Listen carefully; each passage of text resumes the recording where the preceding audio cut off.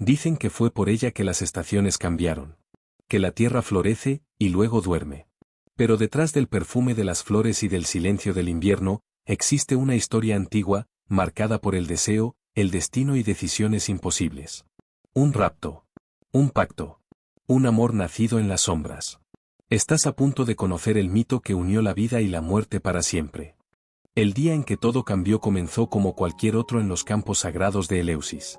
Perséfone caminaba entre narcisos e iris, riendo con las ninfas, con los pies descalzos sintiendo la tierra tibia bajo el rocío de la mañana. Su cabello rojo, largo y ondulado como llamas danzantes, brillaba bajo el sol dorado, atrayendo no solo las miradas de los mortales, sino también los suspiros silenciosos de criaturas inmortales. Los dioses la llamaban Coré, la doncella, y su madre, Deméter, la mantenía protegida como si fuera la propia savia de la vida. Pero aquel día, mientras se inclinaba para recoger un raro narciso, la tierra tembló con un rugido sordo y profundo, como el trueno que precede a una tormenta divina. Mucho antes de que la tierra se abriera y la luz se apagara bajo los pies de Perséfone, había un silencio espeso en las profundidades del mundo. En el corazón del inframundo, donde el tiempo no corría y los muertos vagaban sin rumbo, Hades reinaba absoluto. Ningún dios se atrevía a desafiarlo en su morada, y los mortales solo lo invocaban en susurros temerosos. Su trono era frío, hecho de obsidiana, rodeado de espectros y sombras, y aun con toda la gloria de su reino sombrío, Hades era una presencia solitaria. Entre los tres hermanos que dividieron el mundo tras la caída de los titanes, a él le tocó la parte más temida, el dominio sobre los muertos.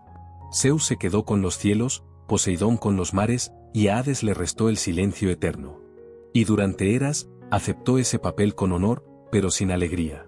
Fue durante un raro momento en que ascendió al mundo de los vivos, por entre las grietas que conectaban ambos reinos, cuando Hades la vio por primera vez. Perséfone danzaba entre los campos floridos de Nisa, rodeada de ninfas y aromas dulces. Su cabello rojo ardía bajo el sol como fuego vivo, y sus ojos verdes parecían contener la primavera misma. Cada gesto de ella era una celebración de la vida, un regalo que escapaba completamente al mundo de Hades. Él permaneció oculto, observando desde las sombras, y en ese instante algo lo atravesó como una hoja invisible, un sentimiento inesperado, antiguo, imposible de ignorar. No era solo deseo. Era el recuerdo de lo que jamás había tenido. Era la sensación de que, incluso siendo el señor de los muertos, él también podía desear vivir. Pasaron los días, pero la imagen de Perséfone no salía de su mente. La veía en los reflejos del río Estigia, en los sueños olvidados de las almas condenadas, hasta que su ausencia se convirtió en una presencia constante dentro de sí. Incapaz de soportar el tormento silencioso, Hades subió al Olimpo y fue hasta Zeus. Le confesó que había encontrado a la joven que deseaba como esposa y reina, y que esa joven era Perséfone, hija de Deméter. Zeus, con su mirada distante y su mente centrada en el equilibrio de los mundos, no se negó ni otorgó su consentimiento de forma clara. Se limitó a decir que, si realmente la quería, que la tomara, pero que lo hiciera con sabiduría. Hades entendió aquello como una señal, no habría oposición, y por lo tanto, el camino estaba libre. Pero él sabía que Deméter jamás permitiría que su hija descendiera al mundo de los muertos. Era protectora, feroz, y su vínculo con Perséfone era como el de la tierra con la semilla, inseparables. Si pedía su mano, sería rechazado. Y en el fondo, Hades no era un dios de cortejos ni de gestos delicados. Era un rey sombrío, forjado en la ausencia y en el fin de todas las cosas. No conocía la ligereza del amor, pero sí el peso de la voluntad divina. Y así fue, movido por ese deseo prohibido y por la certeza de que jamás la obtendría por medios justos, que planeó el rapto. En secreto, con la ayuda de Gea, hizo brotar en el campo una flor que ninguna otra podía igualar. Un narciso de 1000 pétalos, encantado con el perfume del inframundo, capaz de atraer incluso a los seres más puros. Y entonces esperó. Observó desde lejos, oculto entre las sombras de la tierra, hasta que Perséfone, riendo entre las ninfas, se alejó para recoger aquella flor. El destino caminaba con ella.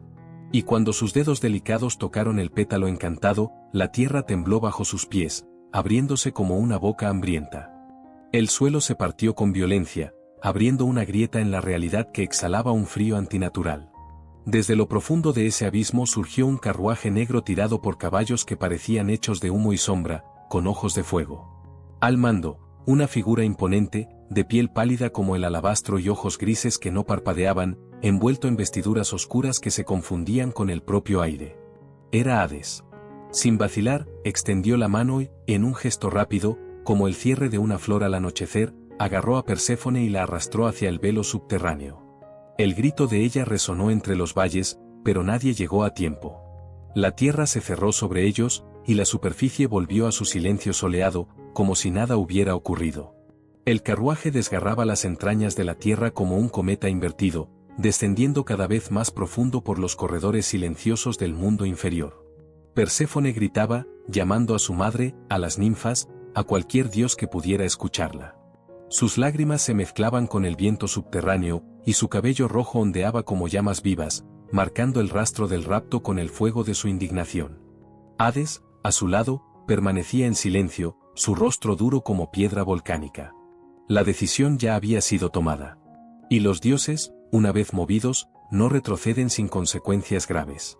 Al atravesar las puertas del inframundo, custodiadas por el terrible Cerbero, el perro de tres cabezas, la atmósfera cambió por completo. El aire se volvió espeso, gélido, sin el aroma de la vida. Perséfone sintió que su alma se estremecía.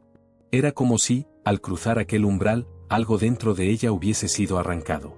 El palacio de Hades se alzaba a lo lejos como una montaña oscura moldeada por el silencio de los siglos. Sus torres no tocaban el cielo, pues allí no había cielo, solo bóvedas de roca y tinieblas. Las puertas se abrieron solas, como si el propio reino reconociera a su nueva señora. Ella fue conducida por espíritus silenciosos, figuras translúcidas que la observaban sin ojos, mientras Hades caminaba detrás, firme como el destino. Las salas del palacio estaban adornadas con piedras preciosas opacas, espejos que no reflejaban imagen alguna, tapices tejidos con hilos de luto y velos eternos. Había belleza allí, pero una belleza sombría, hecha para impresionar a los muertos.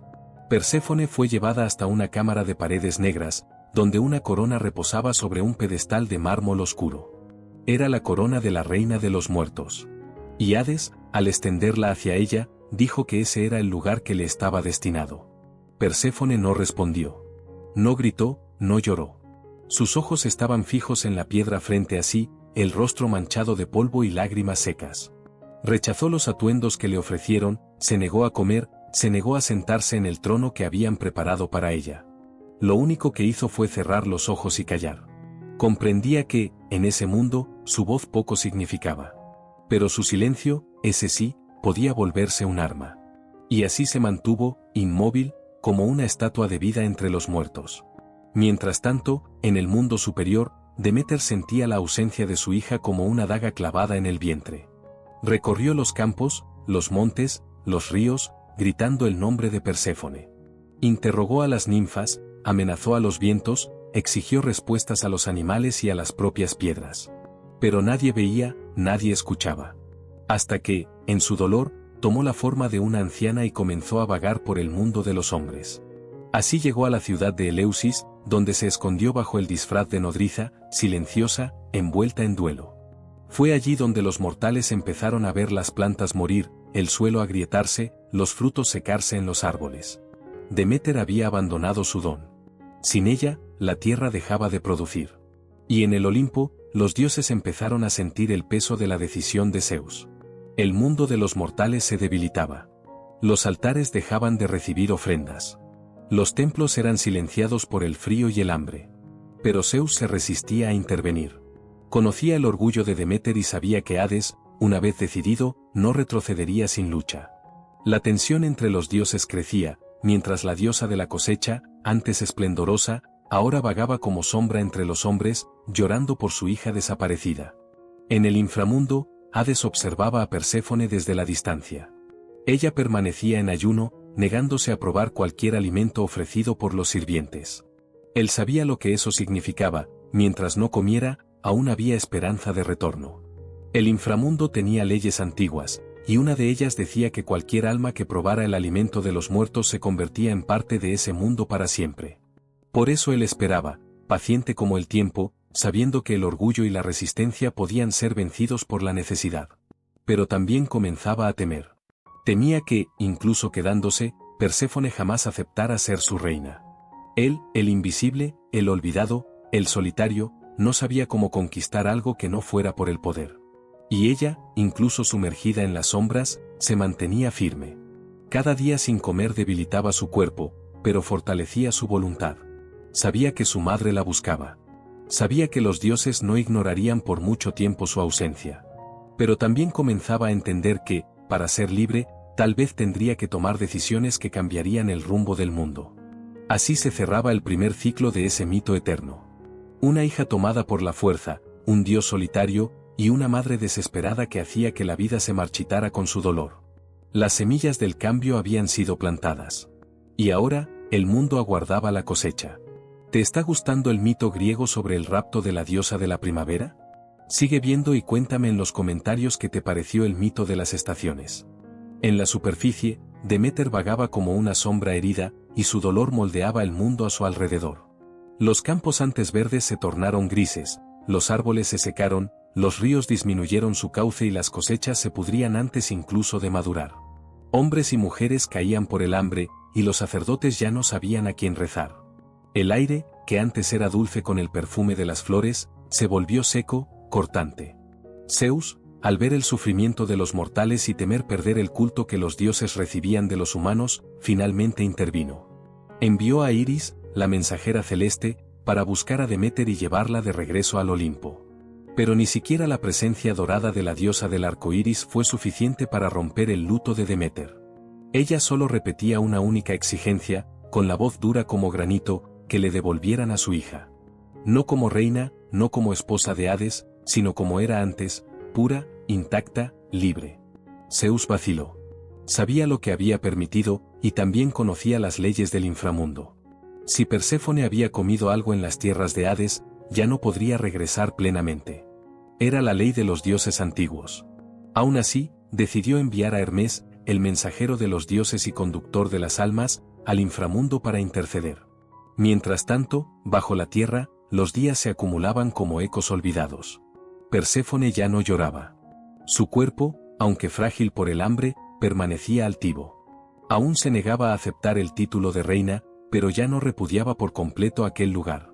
Comenzó a caminar por los salones silenciosos del palacio, observando los tapices que narraban historias de almas redimidas, los jardines de piedra donde flores muertas florecían bajo antorchas azules. Y, poco a poco, comenzó a escuchar. Las sombras susurraban nombres, recuerdos, fragmentos de vidas olvidadas. Y ella, la hija de la vida, ahora caminaba entre los muertos como si quisiera comprender aquel mundo. Hades, consciente de la inminente visita de Hermes, la observaba a la distancia. Era un dios acostumbrado al silencio, a la obediencia, a la eternidad. Pero Perséfone era distinta. No suplicaba, no temía, no se inclinaba. Y esa fuerza lo intrigaba. Una noche silenciosa, ella entró en la sala del trono. Él estaba sentado, con la corona descansando a su lado, la mirada perdida en el vacío. Perséfone lo miró con calma, y por primera vez habló, sin rabia, sin desafío, solo con curiosidad. Le preguntó por qué la había elegido.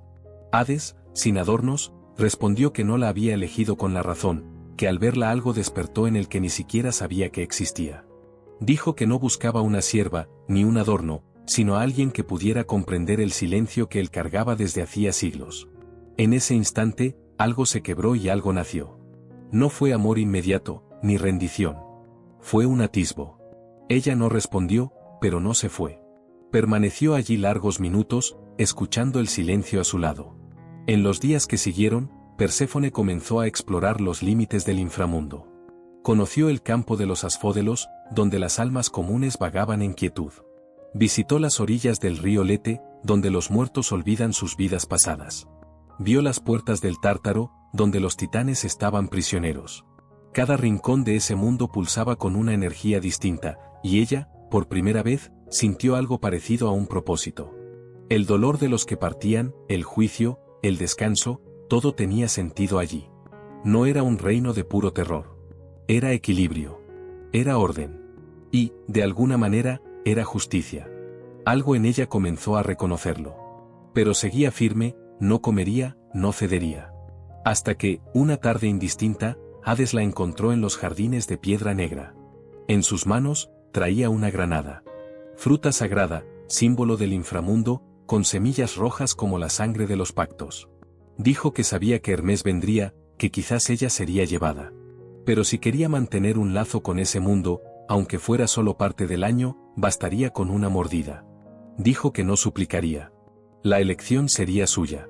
Perséfone lo miró, sus ojos verdes encontrándose con los grises de él, y por un instante, todo pareció quedar suspendido. Ella tomó la granada. Miró las semillas.